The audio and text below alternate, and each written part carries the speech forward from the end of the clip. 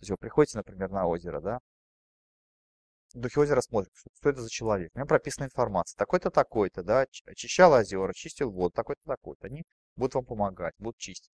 И в зависимости от того, что человек делал, так к нему эти живые существа и относятся. То же самое касается, например, духов леса или каких-то духов других мест. Как вы действуете, такая программа на вас записывает, так к вам тонкие существа и относятся. И существа выше какие-то там кармические существа, и какие-то кураторы, и живые как бы духи, которые окружают вас, которые находятся в живой природе.